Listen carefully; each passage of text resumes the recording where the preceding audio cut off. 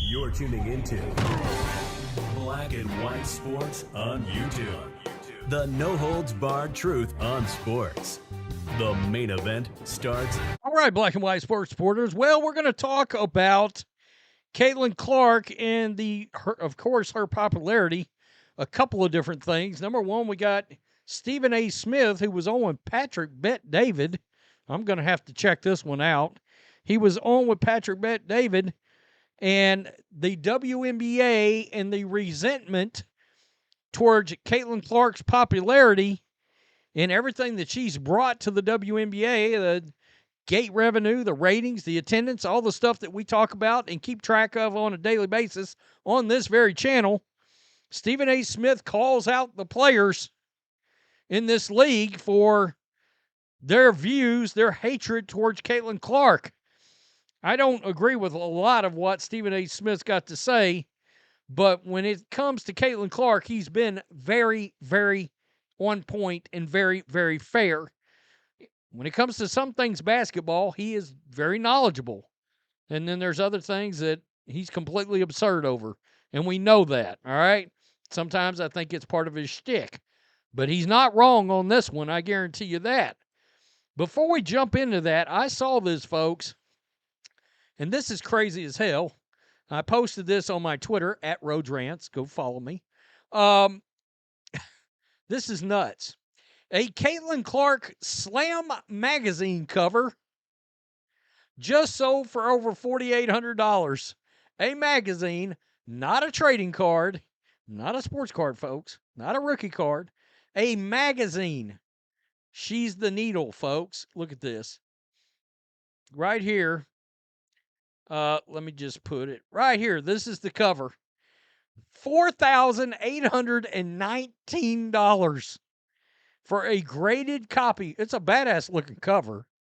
It's a badass cover, no doubt about it. But not a trading card, but a magazine. Folks, that young lady she is this league. And Stephen A. Smith is going to bring something very interesting up. He brings up somebody I bring up a lot, right? I always say she's like the hybrid love child of Larry Bird and Steph Curry, with the branding, the pull, the fever, the fire that Michael Jordan once brought to the NBA.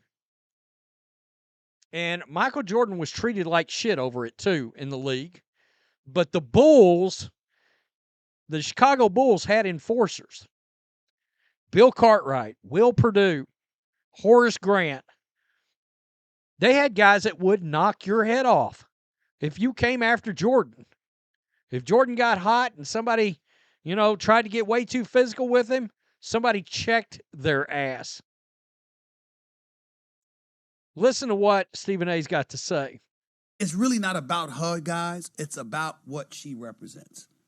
Before she ever came along, there were a lot of outstanding basketball players who happened to be black females that was doing their thing on the WNBA level. And they never got this kind of shine. This girl, the Golden Goose, comes along and she wreaks havoc. She's the Rookie of the Year. She's fourth in the league in MVP voting. Fourth in the league, her rookie year. Wow. Outstanding. She's like Steph Curry. She can pull up from anywhere. You understand? She has that kind of capability. Didn't win a national championship.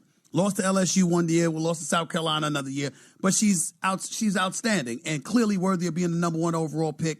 And what I was saying to everybody is ride the wave. Rising tide lifts all boats. The girl is spectacular. It's not like she's not a scrub. She's not only can play, she's a star caliber player who draws this attention. And maybe it's because that fan base that she has and her being a young white lady contributes to it. So what? Benefit from it. And then you have a lot of folks that have come to the defense of numerous WNBA players because they were pointing out, like, this has been going on before long and people are not hating on her. It's not about hating on her. It's that you feel she is getting a level of attention that you deserved and you warranted long before she ever came along. It's understandable, but it happens. You think there weren't players that weren't jealous of Michael Jordan, that didn't resent Michael Jordan?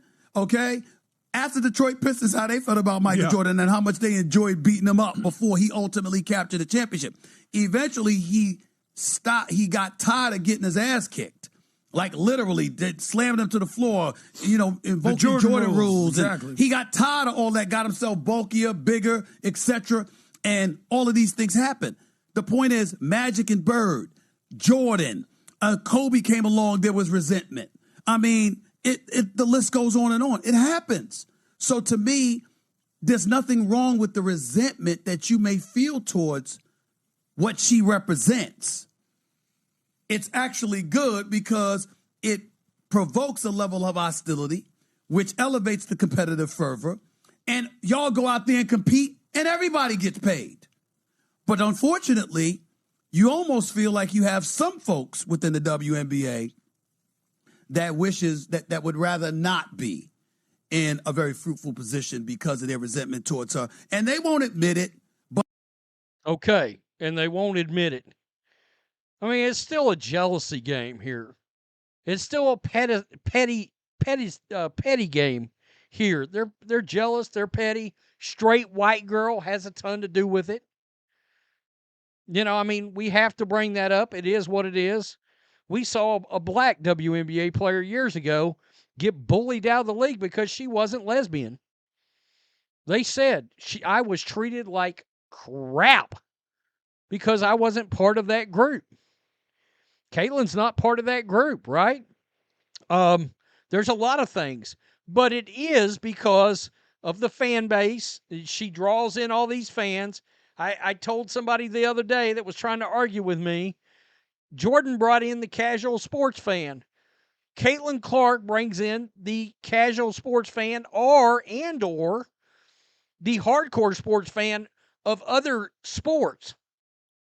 So people coming in, they know sports, they know basketball, but they didn't know this league, and they're only choosing to consume it because she's in it. They're willing to give her time, all right? And that makes those players mad. Instead of going, you know what?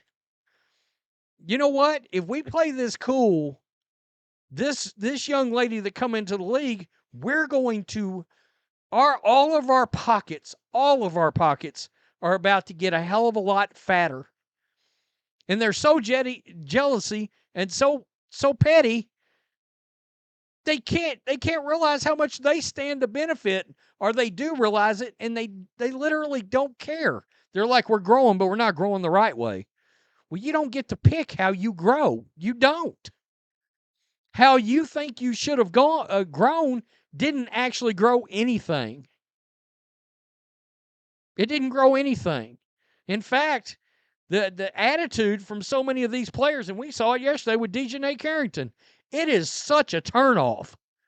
I was thinking to myself yesterday, I was like, wow, you don't see other star players in other sports leagues going after fans. And it is damn near a daily basis with this league. Always talking bad about the fan. The players are talking bad about the fans. That doesn't happen in other leagues. If it does, it's once the damn year or once every couple of years, somebody will run their mouth. But it's not every day or every other day or every week that there's a huge story because one of these jealous players got pissed off over somebody else's popularity. Unbelievable. Stephen A. Smith's right here. He is right. Tell me what you think. Peace. I'm out. Till next time. Thanks for watching the show. Be sure to like, comment, and subscribe. Be sure to tune in next time on Black and White Sports.